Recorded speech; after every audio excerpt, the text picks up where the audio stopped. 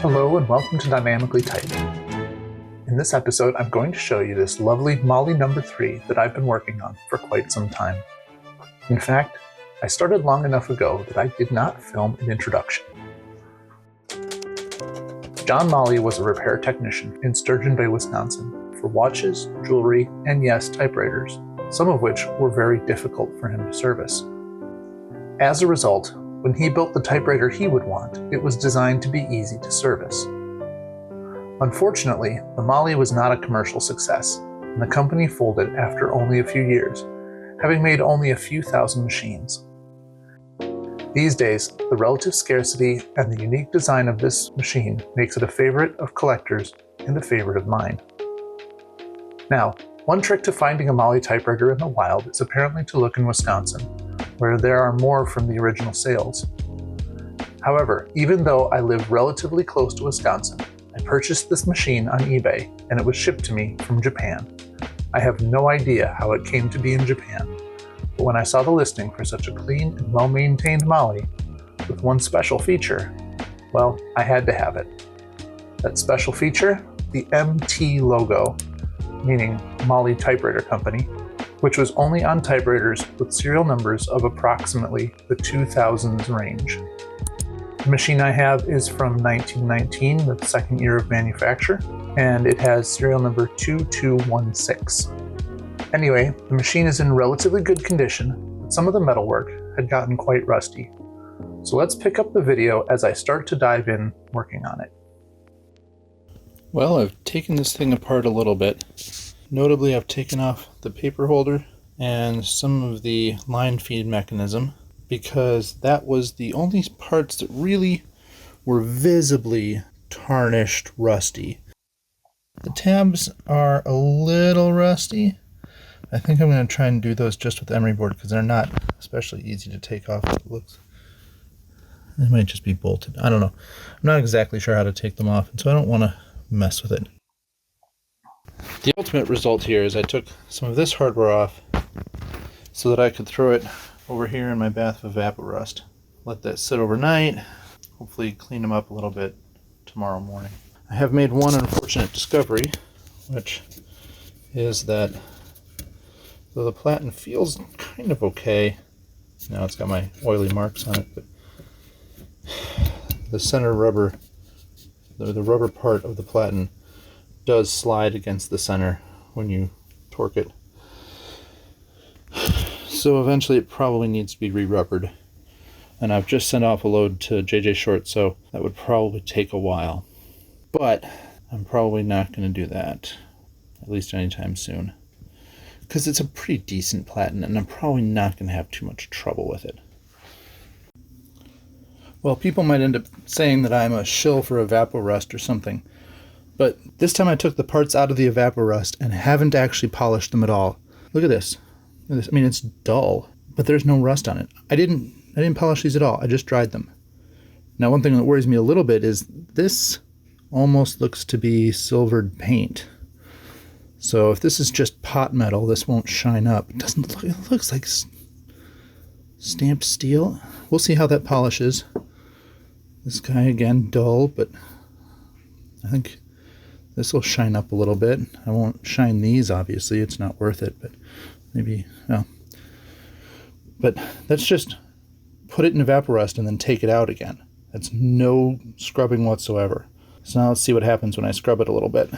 We're just going to go straight with the 3-way buffer and we'll see how it goes.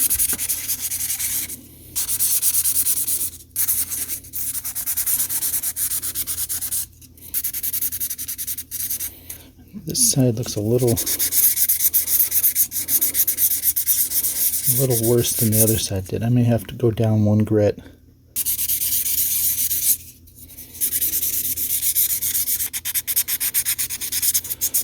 May end up getting out the polishing wheel.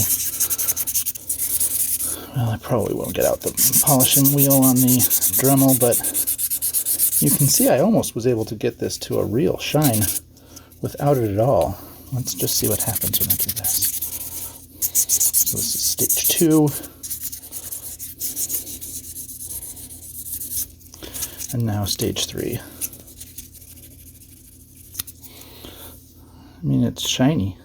And on camera it looks almost perfect. In person there's little flecks in there that I still want to get. But, I mean, you can see what I'm talking about. This is Evaporust and emery board. You can get almost done. And then we'll see how this one goes. See what this ends up looking like under here.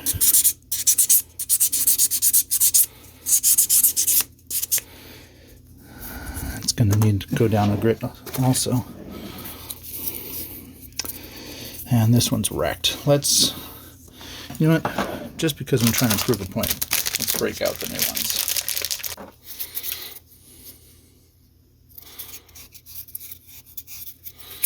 All right, so this side is 600 grit.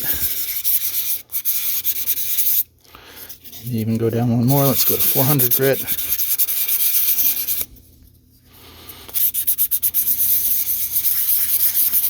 I don't really want to go down one more because it starts to make more obvious scratches.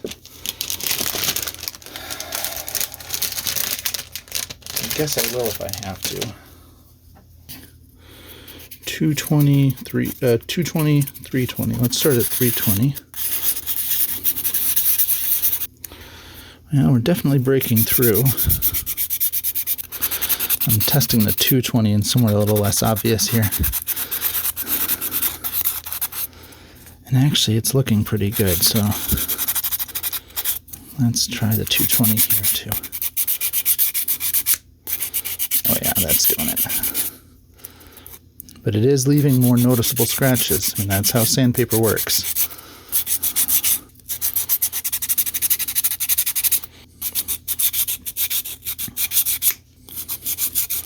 And now in those pits, we're not fighting the rust at least. This is more work than I wish I had to do after Evaporust, but it's still better than it would have been.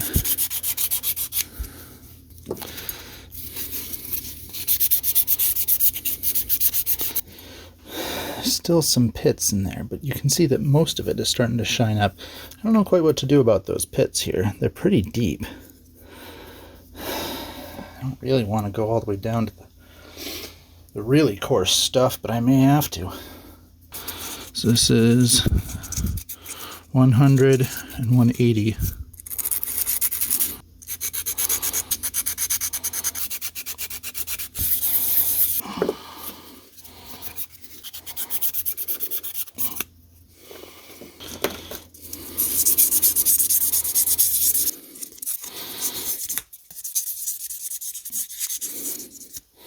You can see scratches because I had to go way down to that low grit, but I mean, that is smooth feeling and it's more or less shiny. Let me take it one step further here.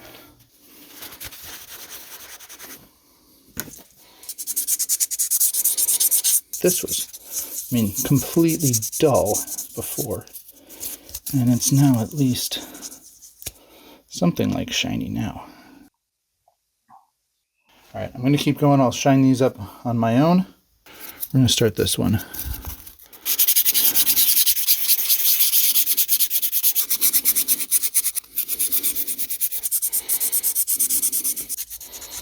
Now, that's not going to fool anyone into thinking I actually polished this. But this is also the side of a platen. No one's going to be staring at this. Just a little shine on the edge. People will say, wow, that's a clean machine. All right, I'm going to clean the rest of this up and put it on the machine. After some consideration, I think what I've decided is to just install the paper guard here. And I'm going to do that because most of this stuff can go in without cleaning this one up. So we're going to assemble these right now. And there are two screws that hold that on, and one has a thinner head. Can you see one has a thinner head than the other one? I'll go down the other way because this one goes on this side because it goes under this guy.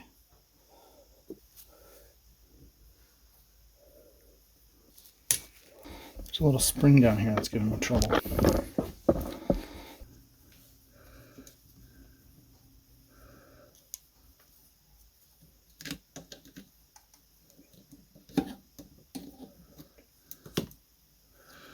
we go.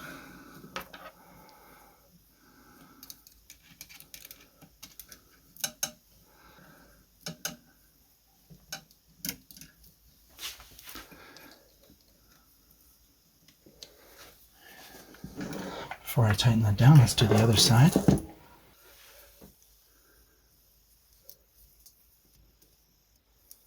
we go. So now this will screw all the way in. There's a little shoulder on the screw so that even though it's tightly secured, the paper holder itself can still turn on it. Do the same thing over here. There we go. Get it past that shoulder and drive that one all the way in. Looks a lot better. So I had to slide this one on. Uh-oh. Oh, it's this guy here. I didn't think those guys were going to come out. But oh, well, I get to take it off again because I forgot the spacer anyway.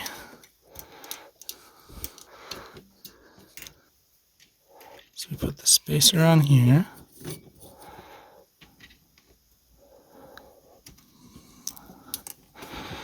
So let's put this one on here. Probably tighten down our set screw here. Now what has to happen here is we need to put this little washer, which actually does the stepping.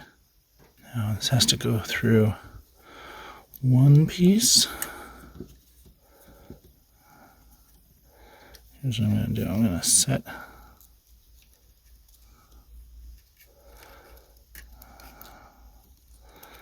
this is going to slide into that assembly there.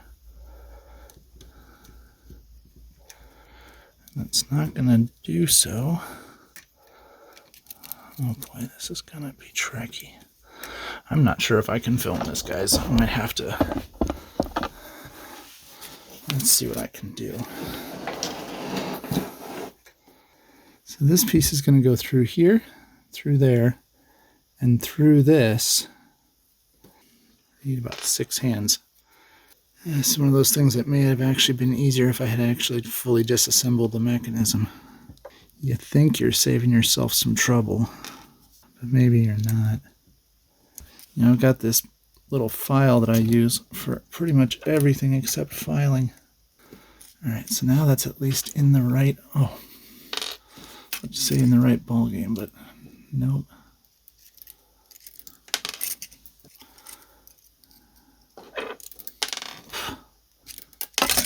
Let's make it a little easier on ourselves. I had loosened this screw here, so now that that's not as loose, maybe this guy will stay in place a little bit better. I can prop this here.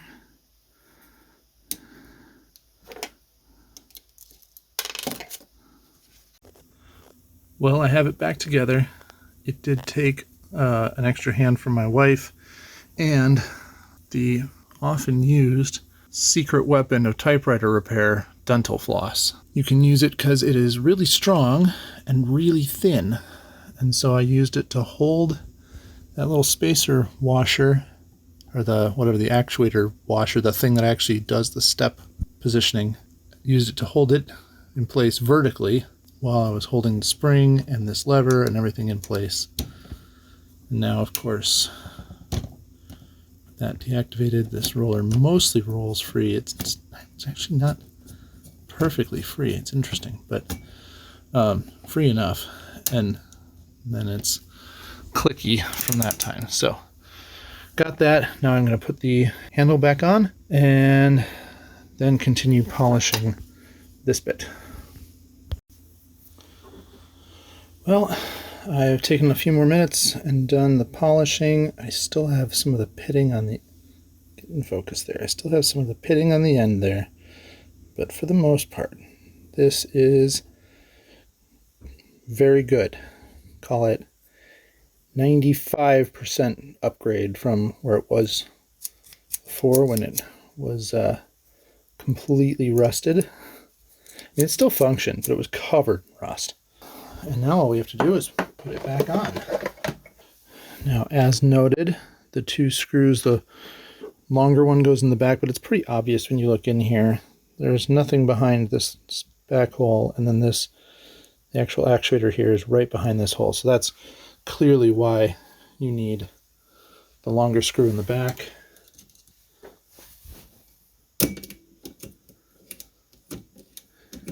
Yeah, that's going to work. Obviously, I haven't even tightened it down yet.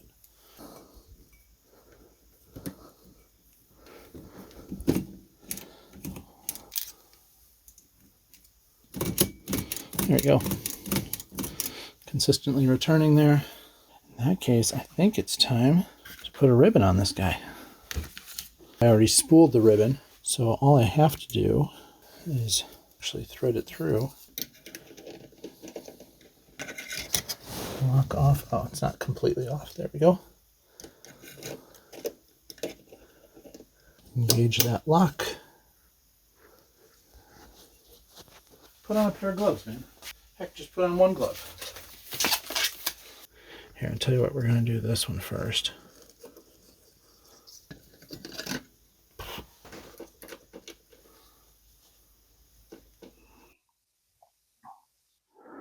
Well, I wanted to wrap up the Molle, and I couldn't think of a better way to do it than to print up the manual for the Molle itself. And because it was made by a typewriter repairman, on only the third page of the manual, he has a description of how to take the machine apart. And I thought we should follow those directions together and take the machine apart and see what it's inside. And maybe if I need to give it a little scrub or something, we'll do that. So move the right hand margin stop to the left an inch or two, then move so that the drawband can be grasped. So unhook the drawband, I think is what it's saying. All right, unhook the drawband. Nope. Oh my goodness. I lost it, but it got caught on something. So hooray, didn't lose it entirely. All right, drawband unhooked. Then move the carriage to the left. Press the marginal stop to pass the tabulator and slide the carriage off. So that it's going to slide completely off, just like the some of the other. I don't remember where the margin release is on this one. Okay, you don't actually, there isn't a margin release. You just literally push it past that and the carriage comes off. What I was pushing was I pushed on this one, pushed it in a little bit so it would clear this bracket here. So that's the carriage removed. Now to remove the action, press down on the figure key, gives plenty of clearance, then remove the cap, figure, and backspacer keys. To do this, turn the machine on its back, pull forward the locking springs, and unlock the key stems from the levers. Okay.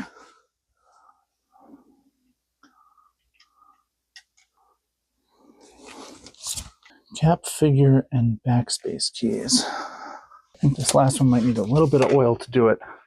It's being a little sticky. So in here there's little catches.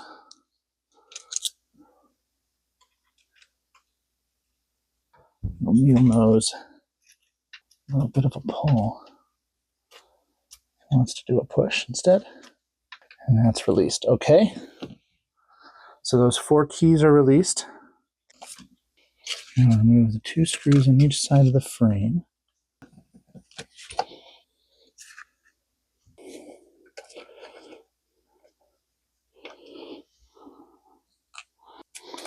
I feel it coming. It's a little stuck on one side.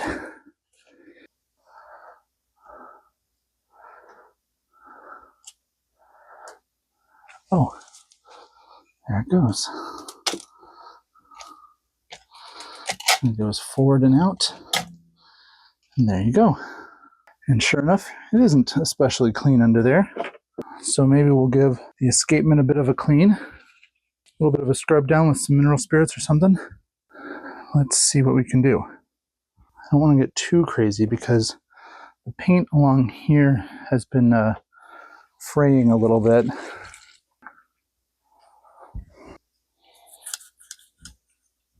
The universal bar here was pretty gross.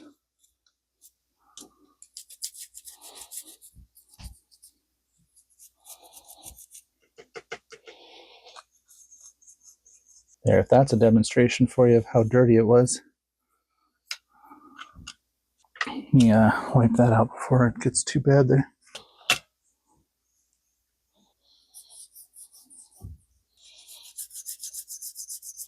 I'm going to need a slightly stiffer bristle there.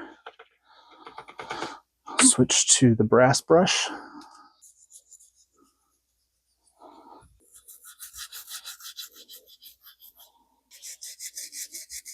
Now, overall, this machine is working pretty well, so I'm not actually trying to dig in more than I have to, because you always do risk breaking a spring or bumping something you shouldn't bump. So I'm not really going for a deep clean here. Oh boy, I just realized I'm sprinkling the carriage, and I really don't want to do that. All right, the carriage is fine, but I'm going to move it farther away.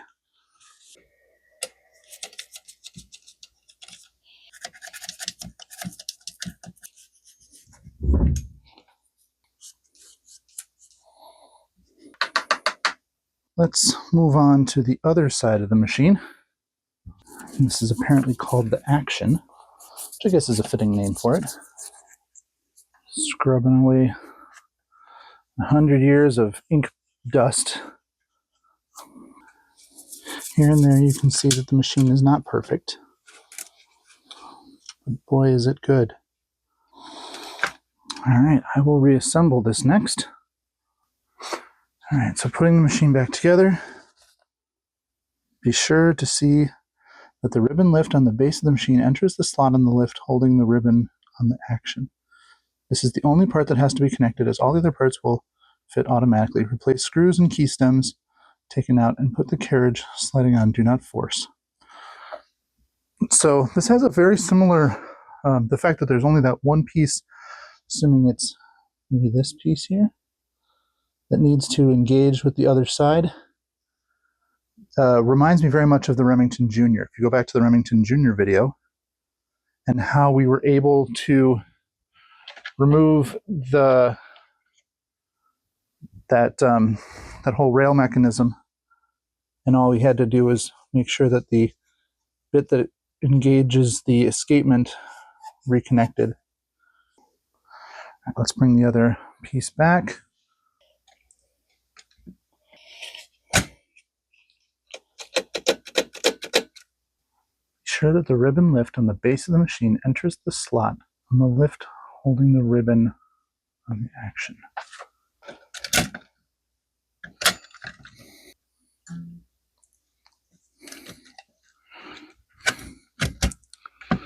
Okay, I've got that now. Let's replace those screws. And this was the Molle's entire reason to be, was that it was so easy to take the machine apart, that it was easy to be serviced. And here we are 100 years later, and it's still very easy to be serviced.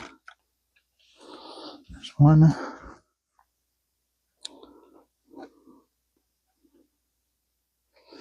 Two.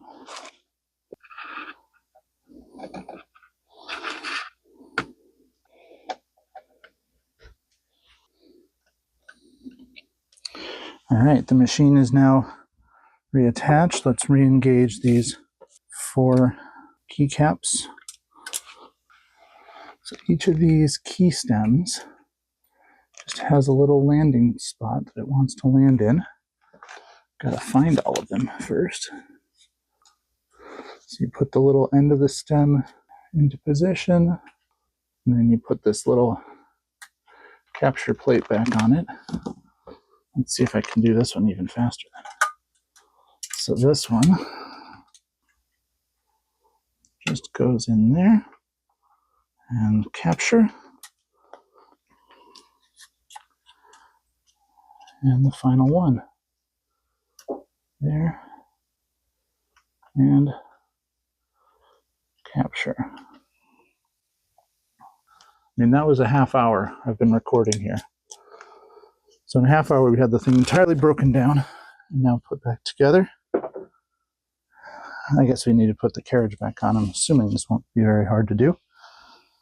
So we slide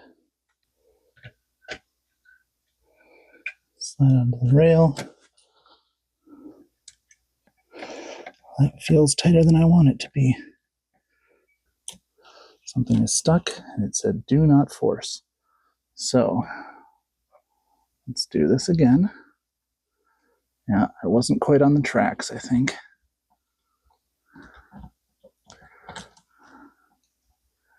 And now I think I am. And there it goes. So now let's turn it around this way.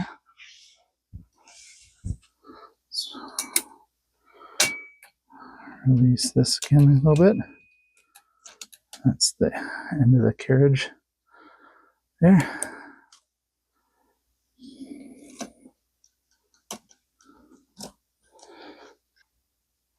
But I can't say I love the condition of the join here. You see, the string is coming out of this clip here. Attaches here. That's going to break at some point. But for now, it's good enough. And that's the Molle completely reassembled. Well, I have just a few more things I want to do with the Molle here before we wrap it up. I had thought that the discolorations on these keys were under the celluloid, but I'm getting my son involved here. What's the discolorations? So you see how they're not all nice and yellow? There's some brown around the edges. Oh, yeah. So a lot of times under the keys, they get discolored, but I noticed that some of them were discolored on the top. And so I cleaned a few of them already with some mineral spirits on a cotton swab. Oh, so that's how you do it. And just try to wipe off black. any little grime. I can do it. Especially kind of in the edges around there. So kind of get down. And we can clean it better by taking all the key rings off, but we can get it to pretty good like this and not have to worry about maybe breaking some of them. I think that's a good trade-off. But how does discoloration get there? Well, after years and years of using the typewriter, people's fingers are, usually pretty clean, but maybe not perfectly clean, right? And so a little dirt just kind of gets rubbed in there and rubbed in there and rubbed in there, and over time it just gets kind of dirty. And so we got a little bit more, if you can see here on the Q-tip, but I've gotten most of it, but I wanted to show you that I did it. And then, so we're going to put it on a piece of paper. We're going to feed it in and type a word that has the letter A's in it, please. Like party. Can you type the word party? A. R. Where's the R? R-T-Y, right across the top. All right, and now let's see how this typed, because, so if you notice, the letter A is lower than all the other letters. I like how. And so what I want to do... Is that a can bender? I'm going to take this, and we want to move it up, which means we want... That's cool. This side, not quite in the right spot yet. I'm not sure I'm going to get there. So I have one other tool that hopefully will help us here. What is it? That thing? We want to tip it. We want to tip it down. No, we want to tip it up. See, this is going to, because the tabs are here and here, it's going to bend it back, which will tip this up. Do you see that? I can't. It's too small to move it. So can I let go? Let's type. Still a little bit low. Still a little bit low. So let's try again. Let's try now. Try it again. Now, is that any better? Yeah. A little bit. Yeah. So let's do just a little bit more. Now, so I'm just going to give it a little squeeze just until I see it move a little bit. Try it again. Okay. Party. I think that's a little better than it was, isn't it? All right. Type Party. thank you for watching. Can you type thank you for watching?